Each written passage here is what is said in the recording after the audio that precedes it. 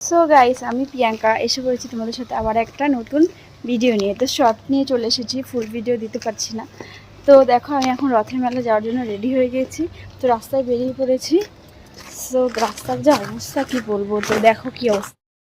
তো এই দেখো জনতানগর আমাদের রাস্তার কি অবস্থা। রাস্তা ঠিক হচ্ছে, সেই জন্য আমার মেয়ে মা আগে চলে গেছে, ওরা আমি হাঁটতে পারছি না। তো দেখো আমার লুকটা কেমন লাগছে তোমরা প্লিজ কমেন্ট করে জানিও। তো দেখো রাস্তায় পেয়ে গেলাম আমাদের ইসকনের যে রথ নিয়ে যায় সেই রথ। তো দেখো এখানে দাঁড়া,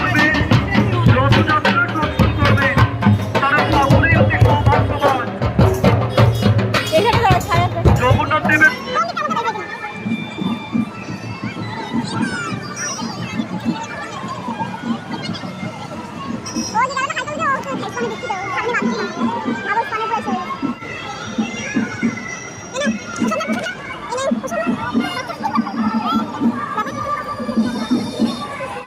তো দেখো এখানে পৌঁছে দেখতে পেয়ে গেছি যে রথটা নিয়ে যাচ্ছে আমাদের শিলিগুড়িতে। বলতে গেলে এই ইসকনের রথযাত্রাটা সব থেকে বড় হয় পূজা। তো এই পূজাটাতে আমরা এখানে দেখতে গেছিলাম। এখানে রোড শো ভাবে নিয়ে যাওয়া হয় ঠাকুরকে, জগন্নাথ ঠাকুরকে। এখান থেকে মানে এই ইসকন থেকে নিয়ে যাওয়া হবে হচ্ছে ডাবগ্রাম মঠে।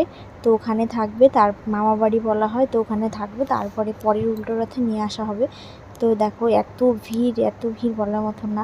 জগন্নাথ সুভদ্রা সব আলাদা আলাদাভাবে আসবে, সবাইকে নিয়ে যাওয়া হচ্ছে। এত ভিড়ে খুব এনজয় হচ্ছে। আর সত্যি কথা বলতে কি, তো দেখো তারপরে সব ভক্তবিন্দুরা সবার মতো নিয়ম করে নিয়ে যাচ্ছে ঠাকুরকে। এত আনন্দ হয় না বলার মতো না। মানে ওখানে গেলে যাওয়ার পর তোমরা বুঝতে পারবে যে কতটাই আনন্দ হয় সত্যি, কি বলবো। আর মানে আমিও কোনো দিন যাইনি, তো এইবার প্রথম আমি গেলাম।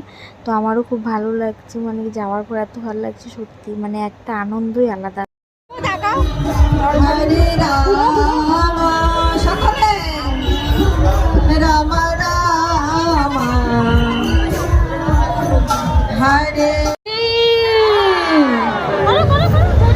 সুভদ্রা মহারানীকে। তো দেখো ওখানে আমরা অনেকটাই হেঁটেছি। তো তারপরে আর অত দূর যাইনি, ডাবগ্রাম পর্যন্ত না গিয়ে আমরা এখানে মার্কেটে এসে পড়লাম। মার্কেটের পুজো হয়, তো মার্কেটে রথ দেখতে এসে গেলাম। তো এখানে একটা মন্দির আছে, ওখানে একটু যাব। তো মন্দিরের সামনে এসেই দেখতে পাচ্ছি যে এখানে খিচুড়ি দেওয়া হবে। তো খিচুড়ির লাইনে, মানে কোথাও ঠাকুরের পুজোতে এসে যদি ঠাকুরের খিচুড়ি পাওয়া যায় প্রসাদ, তো বলার মতো না, মনের এক আনন্দটা কত আনন্দ হয়। তো আমরাও কিছু না ভেবেই দাঁড়িয়ে পড়ছি লাইনে খিচুড়ি নেওয়ার জন্য। তো খিচুড়িটা প্রসাদটা খেয়ে নিই, তারপরে আমরা আবার অন্য জায়গায় বেরোবো। সেই জন্য আর বেশি ভাবনা চিন্তা না করে খিচুড়ি খাওয়া দাওয়া করে তারপরে একটু কিছু কেনাকাটা করে বাড়ি চলে যাব। এটাই হচ্ছে আজকে আমার রথ ঘোরা। আর সেরকম কিছু প্রবলেম হয়নি। ভাবছিলাম যে আজকে হয়তো অনেক বৃষ্টি পড়বে বা কিছু।